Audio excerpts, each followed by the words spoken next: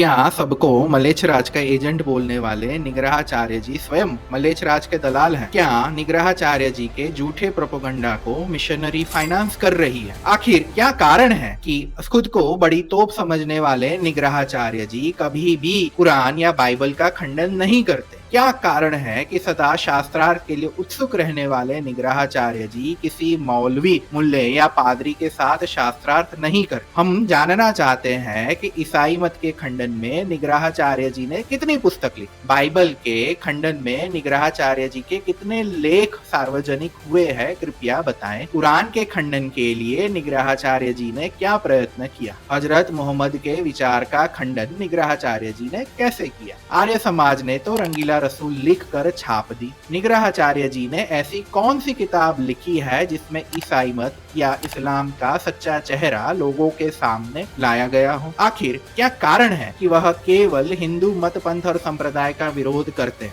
वह झारखंड से आते हैं जहां ईसाई मिशनरी निरंतर धर्मांतरण का कार्य कर रही है, तो निग्रहाचार्य जी स्वयं किसी चर्च या मस्जिद में जाकर उनको धर्मांतरण करने से क्यों नहीं रोक? क्यों वहां पर जाकर ईसाई या मुसलमानों की शुद्धि नहीं करवाते? आखिर ऐसे बहुत सारे एक्सपोज सुनने के लिए ये वीडियो ध्यान से देखें।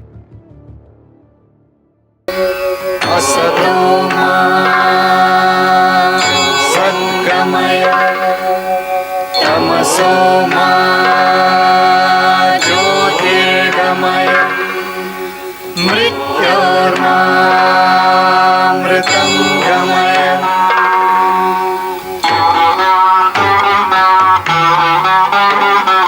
सर्वेऽपि सुखिनः सन्तु सर्वे सन्तु निरामया सर्वे भद्राणि पश्यन्तु मा कश्चित् दुःखभाग् भवेत्। द्यौः शान्तिः अन्तरिक्ष शान्तिः पृथिवी शान्तिः आपः शान्तिः ओषधयः शान्तिः वनस्पतयः शान्तिः विश्वे देवाः शान्तिः कामः शान्तिः क्रोधः शान्तिः ब्रह्म शान्तिः सर्वः शान्तिः शान्तिरेव शान्तिः साम शान्तिरेधि। यतो यत समीहसे ततो नु अभयं कुरु शन्नः कुरु प्रजाभ्यो भयं न पशुभ्यः। सुशान्तिर्भवतु सुशान्तिर्भवतु सुशान्तिर्भवतु।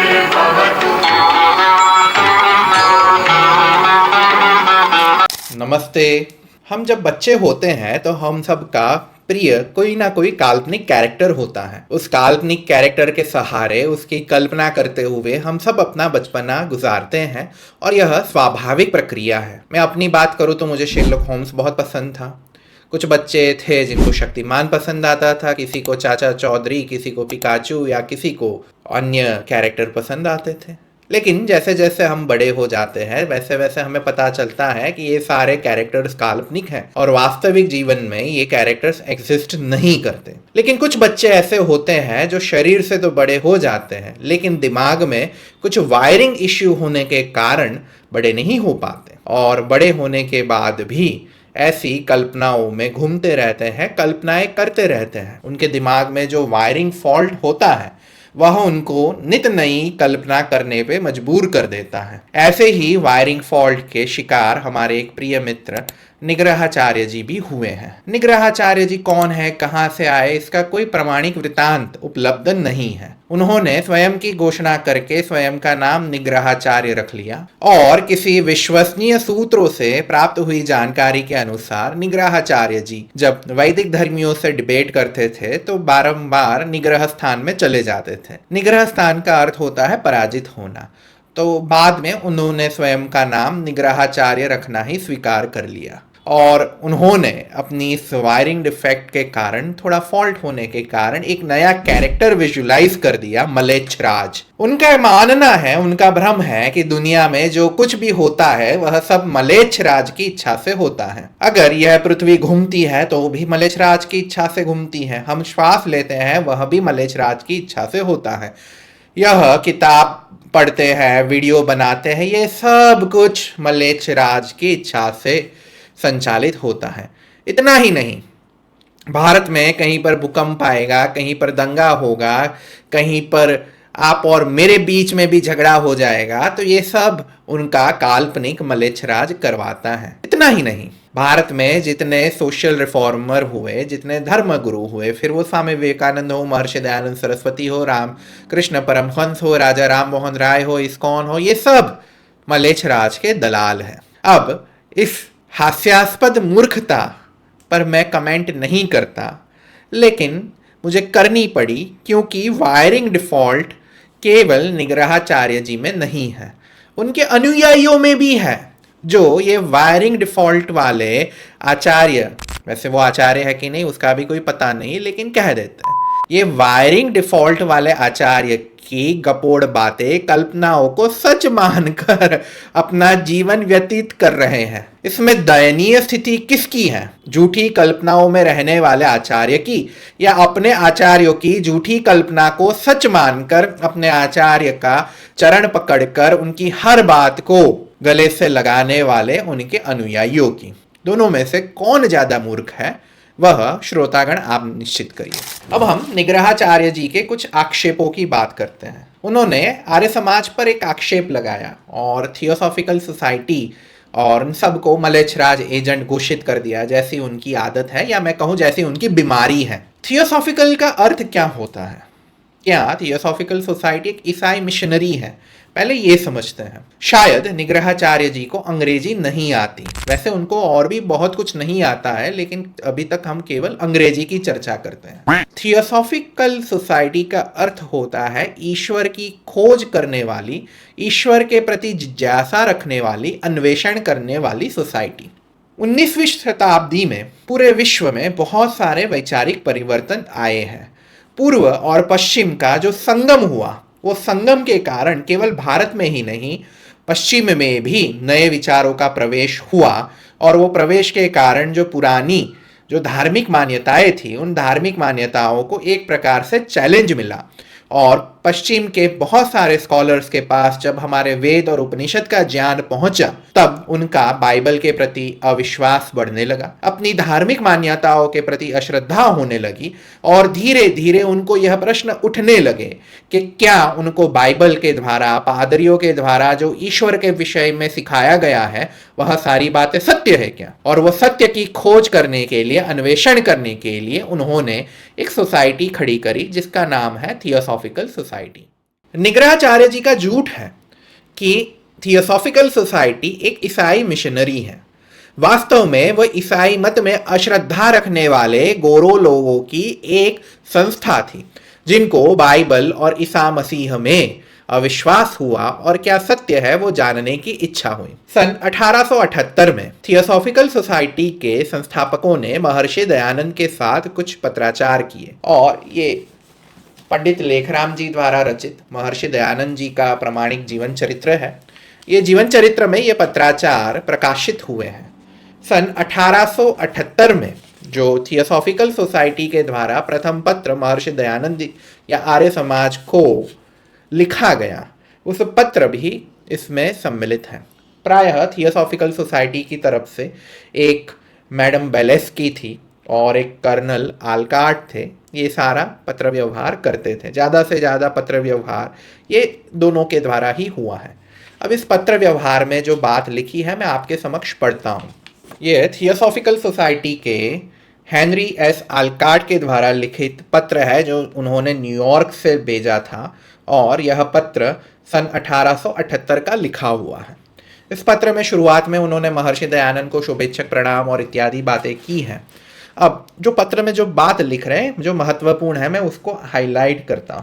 चूंकि उन्होंने ईसाई मत में कोई ऐसी बात न देखी जो उनकी सब और बुद्धि और उनकी निसर्ग प्रवृत्ति को संतोष दे और उनके बिगाड़ने वाले सिद्धांतों के बुरे प्रभाव को देखें। ऐसे लोग पाए जो कि दिखावटी बातों के उपासक थे, घप और प्राण नाशक हैं, और ऐसे उपासना करने वाले लोग देखे कि बुरा और अपवित्र जीवन व्यतीत करते हैं, और देखा कि पापों को छिपाते हैं, क्षमा कर देते हैं और भलाई और बुद्धिमत्ता को पृथक रखते हैं। और चूंकि ये सब बातें वर्तमान परिस्थिति में सर्वसाधारण जनता के लिए ईसाई देशों में हानिकारक हैं, इसलिए हम उनकी टोली से पृथक हो गए। कर्नल आल्काट क्या लिख रहे हैं? हम उनकी टोली से पृथक हो गए और हमने अपने आप को, ध्यान दीजिएगा ये वचन को, हमने अपने आप को ईसाई मत का प्रकट शत्रु, ओपन एनिमी प्रसिद्ध किया है।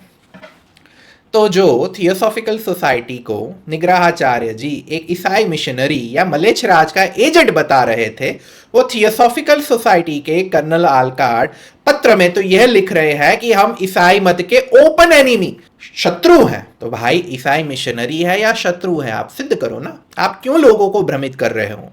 आपके दिमाग में वायरिंग डिफेक्ट है, उसका भोग सत्य क्यों बने? आप अपने डिफेक्ट का इलाज कराओ, लोगों को झूठा भ्रमित क्यों कर रहे हो? इतना ही नहीं, थियोसॉफिकल सोसाइटी वाले केवल इतना बोलकर सीमित नहीं रहे कि हम ईसाई मत के शत्रु हैं। इसी पत्र में कर्नल आल्काट थियोसॉफिकल सोसाइटी के किसी सदस्य का वर्णन करते हुए लिखते हैं कि वो सदस्य जब मर गया तब हमको ईसाई देश की पद्धति के अनुसार हमारी इच्छा के विरुद्ध उस गंवार प्रथा, देखिए ध्यान रखिए शब्द का प्रयोग हुआ है, गंवार प्रथाओं के अनुसार दफन किया। दफनाने की पद्धति को यह थियोसॉफिकल सोसाइटी वाले गंवार बोल रहे हैं। और बाद में जब हमको अवसर मिला 6 महीने बाद, तो उसके शव को निकालकर हमारे पूर्वज आर्यों की महान रीति के अनुसार अग्नि में जलाकर भस्म कर दिया। मनुष्य की सच्ची धार्मिक मान्यता क्या है वो उसके मरने पर पता चलती है। उसका अंतिम संस्कार किस विधि के अनुरूप होता है उससे पता चलता है कि व्यक्ति का धार्मिक मत क्या है। क्योंकि आप जीवन तो दिखावे में निकाल दोगे, लेकिन मरने के बाद आपकी क्या गति होगी ना, उसका डर सबको लगता है। और यह थियोसॉफिकल सोसाइटी के इस पत्र से सिद्ध है कि उस सोसाइटी वालों ने केवल ईसाई मत को छोड़ा नहीं था, दिल से भी निकाला था।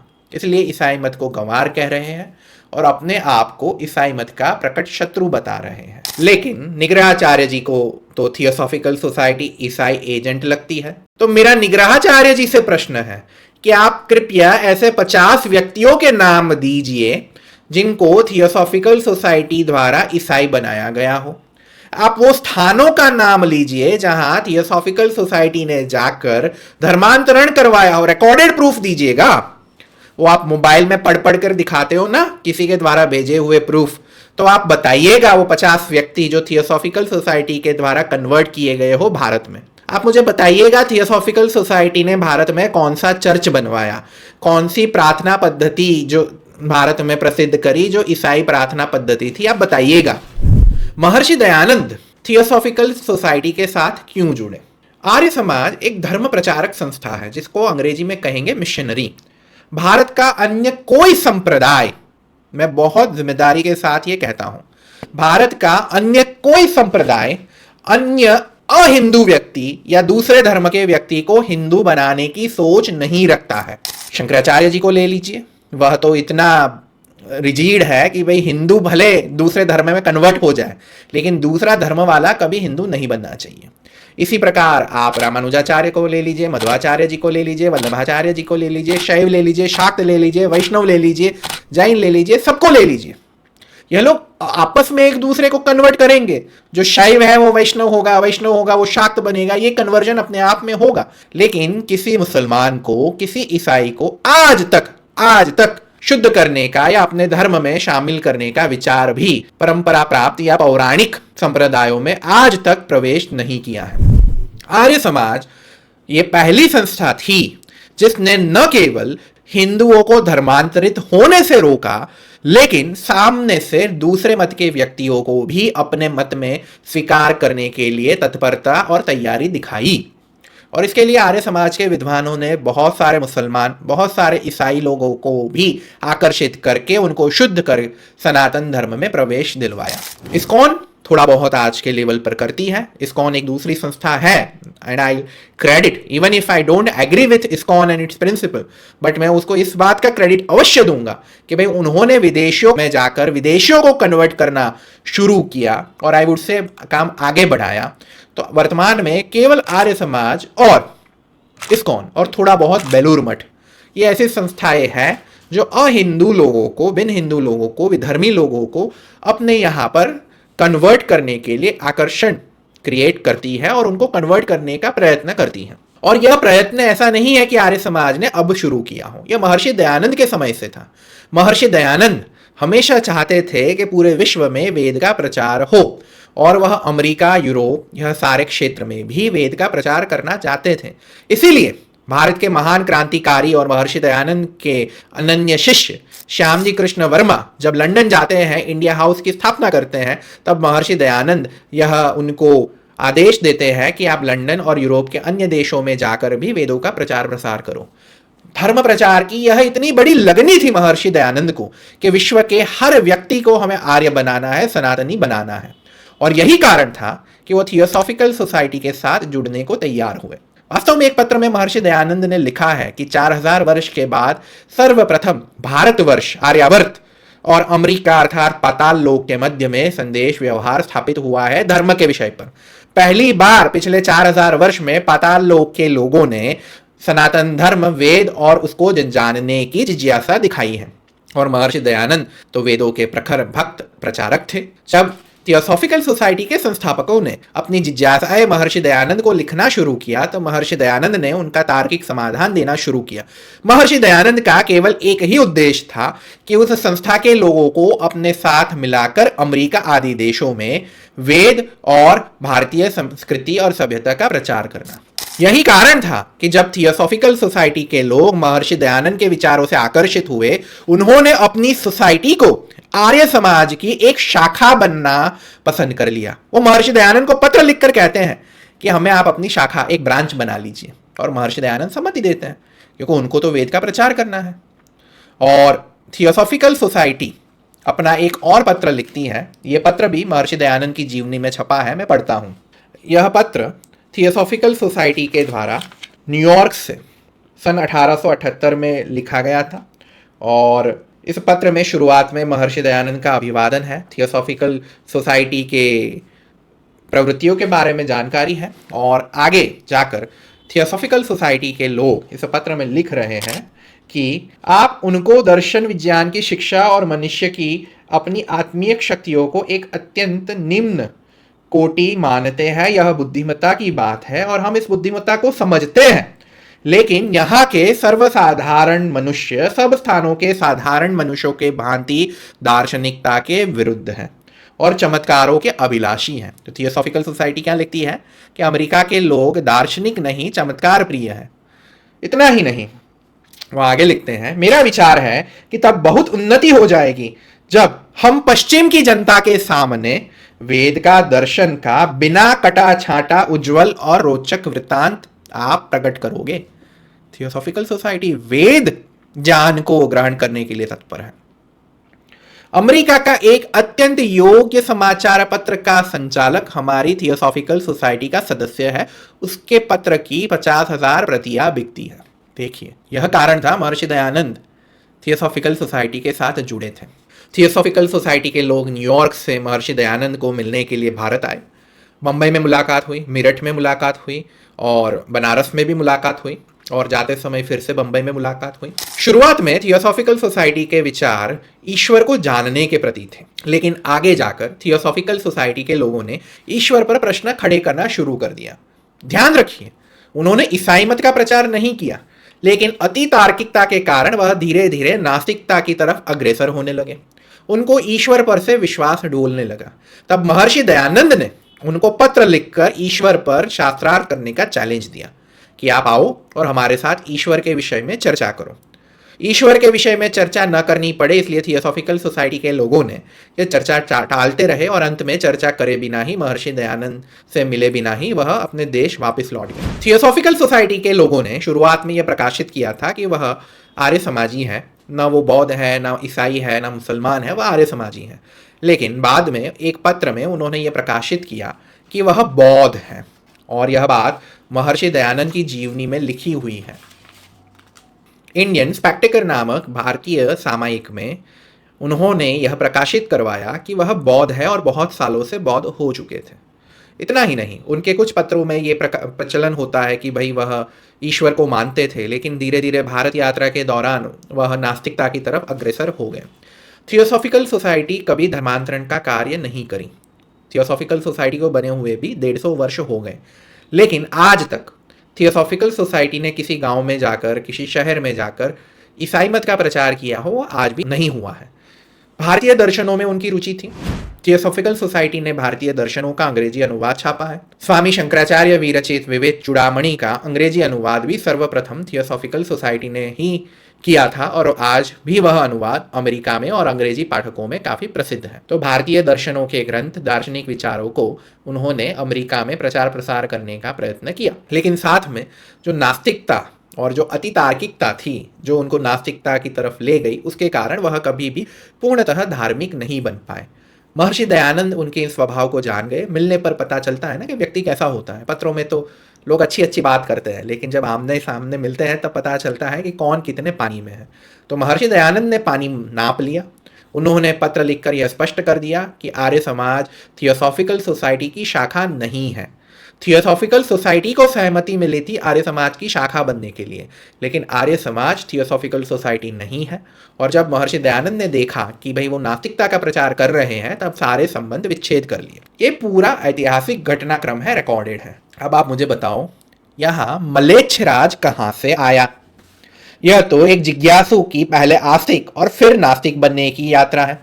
और ऐसा तो बहुत बार होता है कि व्यक्ति ईश्वर के प्रति श्रद्धा रखता है, फिर आगे जाकर नास्तिक हो जाता है। ऐसे बहुत सारे मित्र मेरे हैं जो एक समय पे कट्टर पौराणिक थे या कट्टर आर्य समाजी है और आज नास्तिक बनकर घूम रहे हैं, वेदों का खंडन कर रहे हैं, पुराणों का खंडन कर रहे हैं। और कुछ लोग आज एग्नोस्टिक बनकर घूम रहे हैं, एथिस्ट बनकर घूम रहे हैं और यूट्यूब पर, टेलीग्राम पर प्रचार प्रसार कर रहे हैं अपनी नास्तिकता का। तो ये तो बहुत स्वाभाविक प्रक्रिया है, ऐसा बहुत लोगों के साथ होता है। उनको कौन सा म्लेच्छराज प्रभावित करने गया था? व्यक्ति धर्म को धारण तब करता है, ज्यादातर व्यक्ति, जब वो धर्म के द्वारा अपने स्वार्थ की पूर्ति कर पाए। निग्रहाचार्य भी थोड़ी धर्म की दुकान ऐसे ही खोल कर बैठे, उनको भी पैसे कमाने, इसलिए तो धार्मिकता के इतना बड़ा आडंबर लेकर बैठे हैं।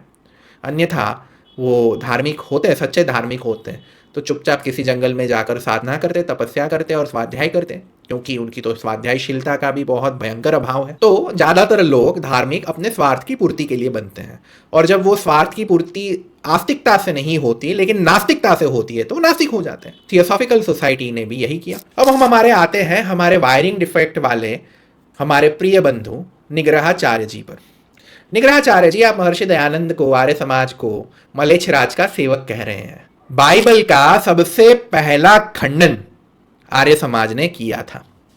महर्षि दयानंद ये पहले व्यक्ति थे जिन्होंने बाइबल का तार्किक खंडन किया, कुरान का तार्किक खंडन किया।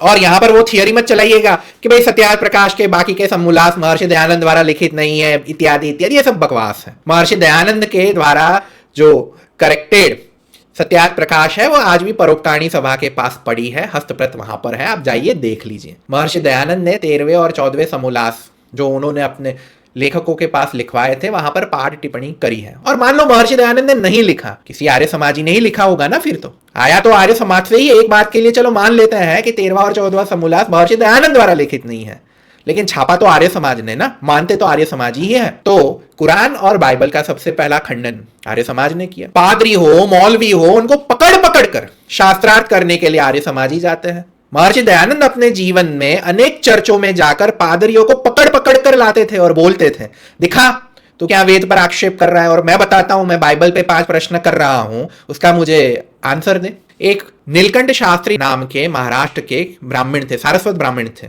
और वह ईसाई हो गए। नीलकंठ शास्त्री ब्राह्मण थे, वो ईसाई हो गए और उन्होंने अपना नाम रखा फादर न्यमिहा गोरे। नीलकंठ शास्त्री गोरे, गोरे एक उपनाम है महाराष्ट्रियन ब्राह्मणों का।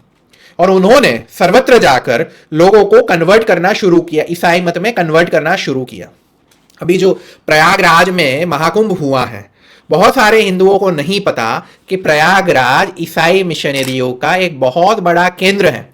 समग्र उत्तर भारत का सबसे पहला ईसाई प्रेस प्रयागराज में आया था और पूरे उत्तर भारत में जो बाइबल चलती थी वह यही प्रयागराज से छपती थी। नीलकंठ शास्त्री गोरे ने प्रयाग के कुंभ में, उस समय जो कुंभ लगा था, वहां जाकर अनेक गरीबों को ईसाई बनाना शुरू किया। उनको रोका किसने? महर्षि दयानंद सरस्वती ने। नीलकंठ शास्त्री गोरे अपने दूसरे पादरी को लिखे हुए पत्र में कहते हैं कि दयानंद ने सब विनाश कर दिया। उसने वेदों के बारे में ऐसी व्याख्याएं लोगों के सामने रख दी कि लोग भी मानने लगे कि भाई अगर हमारे वेदों में कोई बुराई नहीं है, ये बुराई तो वेदों के नाम पर पाखंड करने वाले पौराणिकों की है, और इससे ज्यादा बुराई तो उनके कुरान और बाइबल में भरी हुई है। नीलकंठ शास्त्री गोरे लिखते हैं कि आर्य समाजियों ने पंजाब में ईसाई मिशनरियों का काम बहुत ही दुष्कर कर दिया, सारा खेल बिगाड़ दिया ईसाई मिशनरियों का। और हमारे ये कल के आए निग्रहाचार्य जी आर्य समाज को ईसाई मिशनरी का एजेंट कह रहे हैं। आर्य समाज ईसाई मत के खंडन में कितनी किताबें छापता है, कभी आपने वो देखा है? हमारे महात्मा अमर स्वामी ने बाइबल के खंडन में किताब छापी, हमारे विद्वान पंडित शिव पूजन कुशवाहा जी ने बाइबल के खंडन में किताब छापी, अनेक विद्वानों ने कुरान के खंडन में किताब छापी। निग्रहाचार्य जी आप बताइए, आपने बाइबल के खंडन में कितनी किताबें लिखी? आप तो मलेच्छ राज के विरोधी हो ना, आप तो कट्टर सनातनी हो, ये मलेच्छ राज के षड्यंत्र को विफल करने का जिम्मा लेकर निकले हो इधर नाग बांध कर। बताओ आपने बाइबल का कितना खंडन किया, कब किया, कहां किया और कहां से छपा? आपने कितने ईसाई पादरियों के साथ जाकर शास्त्रार्थ किया और उनका शुद्धिकरण करवाया? आप हमें उदाहरण दो, प्रमाण दो। आप झारखंड के जिस आदिवासी क्षेत्र से आते हो, उस आदिवासी क्षेत्र में आज झारखंड में बहुत बड़ी मात्रा में धर्मांतरण हो रहा है। उस धर्मांतरण को रोकने के लिए आपने क्या प्रयत्न किया? यूट्यूब पर बैठकर वीडियो बनाकर मलेच्छ राज चिल्लाने से अच्छा है कि आप अपने आश्रम के बाहर निकलो। आपके झारखंड में जो चर्च बने हैं ना आपके आसपास, उस चर्चों में जाओ, पादरियों को पकड़ो, उनके साथ शास्त्रार्थ करो, उनका शुद्धिकरण करवाओ और जो आदिवासी बंधु ईसाई हो चुके हैं उनकी घर वापसी करवाओ। आप क्यों नहीं कर रहे हो? आर्य समाज जो किताबें छापता है ना, वो किताब खरीदने की भी हिम्मत आम हिंदुओं में नहीं है। मैं पुस्तकों का स्टॉल आर्य समाज का मैनेज करता हूं पुस्तक मेलों में। कई बार हमारी दुकानों पर जो टाइटल्स होते हैं कुरान और बाइबल के खंडन में, वो बड़े से बड़ा कट्टर हिंदू हाथ में पकड़ने को भी तैयार नहीं, और हम उसको बोलते खरीद लो, छापा हमने है जिगर रख के, तुम खरीद लो। वो खरीदने को तैयार नहीं होता। वो बोलता है भाई ऐसा किसी ने हाथ में देख लिया तो दिक्कत हो जाएगी, समस्या हो जाएगी। जो किताब आपको खरीदने में और पढ़ने में डर लगता है, वो किताब आर्य समाजी लिखते हैं, छापते हैं और बेचते हैं। ऐसी 10 किताब पहले लिखकर तो दिखाओ। हिम्मत है तो रंगीला रसूल जैसी दूसरी किताब आप बनाकर दिखाओ। निग्रहाचार्य जी आप तो इतने अच्छे भक्त हो, सनातन के इतने अच्छे प्रचारक हो, तो लिखो रंगीला रसूल। क्यों नहीं लिख रहे? इधर उधर सबका खंडन करने के लिए आपको समय है। रामकृष्ण परमहंस पर आप झूठे आक्षेप लगाओगे, स्वामी विवेकानंद पर झूठे आक्षेप लगाओगे, इस्कॉन प्रभुपाद जी पर झूठे आक्षेप लगाओगे, शंकराचार्य जी पर झूठे आक्षेप लगाओगे, महर्षि दयानंद पर झूठे आक्षेप लगाओगे। चलो सब गलत है, मान लिया, आप सही हो ना, तो करो कुरान का खंडन, करो बाइबल का खंडन, छापो उसको। अपना नाम ले लेकर मोहम्मद का खंडन करो, अपना नाम दिखाकर, फेस दिखाकर बाइबल का खंडन करो। क्यों डर लगता है? जिस व्यक्ति ने जीवन में 5 ईसाइयों की शुद्धि नहीं करी, वो व्यक्ति ऐसी संस्था को मलेच्छ राज का एजेंट दिखा रहा है जो प्रति वर्ष सैकड़ों ईसाइयों को हिंदू बना रहा है। क्या निग्रहाचार्य जी को पैसे मिल रहे हैं मिशनरियों के द्वारा? क्या अन्य को मलेच्छ राज का एजेंट बोलने वाला निग्रहाचार्य स्वयं तो मलेच्छ राज एजेंट नहीं है ना, जो इस्कॉन और आर्य समाज जैसी ईसाई मत का खंडन करने वाली, ईसाइयों को हिंदू बनाने वाली संस्थाओं के विरुद्ध षड्यंत्र कर रहा है, उनके कार्य में बाधा उत्पन्न करने का प्रयत्न कर रहा है। आज देख लो, ग्राउंड पर झारखंड होगा, छत्तीसगढ़ होगा, मध्य प्रदेश होगा, उत्तर प्रदेश होगा, ग्राउंड पर शुद्धि का कार्य आर्य समाज या भारतीय हिंदू शुद्धि सभा कर रही है। निग्रहाचार्य जी कहां है? और आप इन संस्थाओं को ईसाई एजेंट दिखाकर क्या उनकी प्रवृत्तियों में बाधा उत्पन्न करना चाहते हो? क्या उनकी प्रवृत्ति में रोक लगाना चाहते हो? और ये करने के पीछे आपकी मंशा क्या है? कितना फंडिंग मिला है आपको बताओ? कौन सी ईसाई मिशनरी आपको फंड कर रही है? जो सनातन धर्म के हितैषियों के विरुद्ध आप झूठा प्रचार कर रहे हो।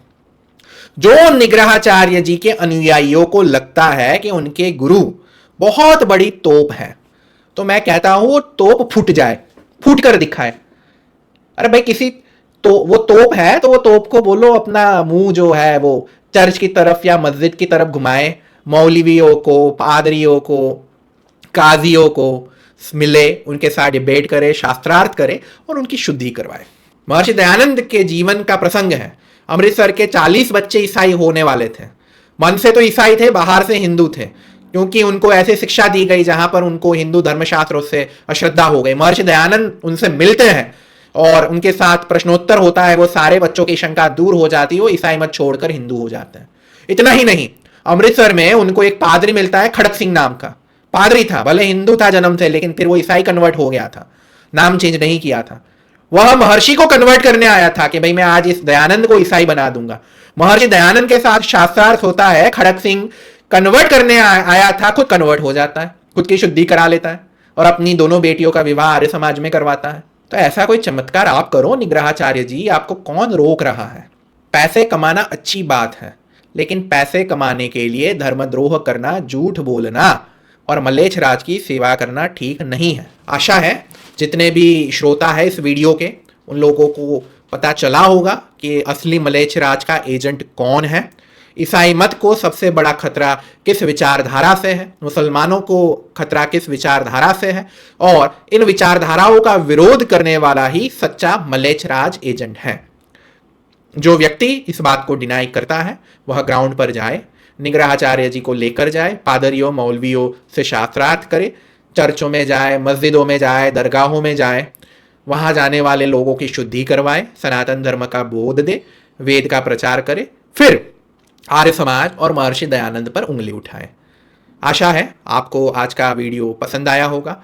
इस चैनल को लाइक करें, शेयर करें, सब्सक्राइब करें। महर्षि दयानंद का अमर ग्रंथ सत्यार्थ प्रकाश पढ़े, उसमें खास करके समूलास 13 और 14 पढ़े, जहां पर उन्होंने अब्राहमिक मतों का, मलेच्छ मतों की समीक्षा करी है, उसका खंडन किया है। वह खंडन इतना प्रभावी था कि ईसाइयों को और मुसलमानों को भी अपने कुरान और बाइबल के अनुवाद बदलने पड़े थे। महर्षि दयानंद ने जब उनका खंडन किया, उसके बाद उनको अपनी ग्रंथों के अनुवाद बदलने पड़े थे। तो ऐसा महान ग्रंथ पढ़े, किसी पागल व्यक्ति के बकवास में न आए। जिनकी वायरिंग में डिफॉल्ट है वो अपना वायरिंग चेक करवाए और धर्म के मार्ग पर चले, सत्य के मार्ग पर चले और वेदों का प्रचार प्रसार करे। ओम नमस्ते।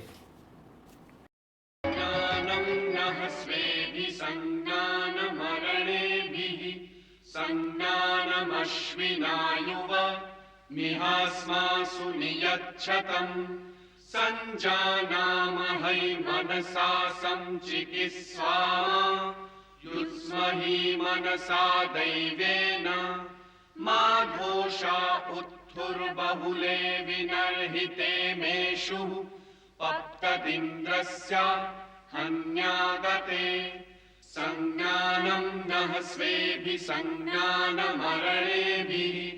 संज्ञानमश्विनायुव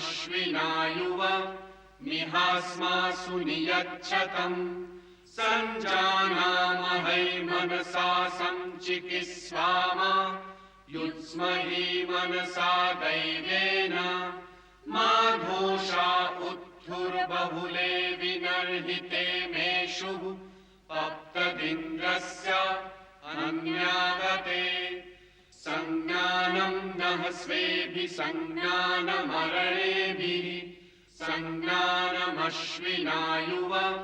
मिहास्मासु नियच्छतम्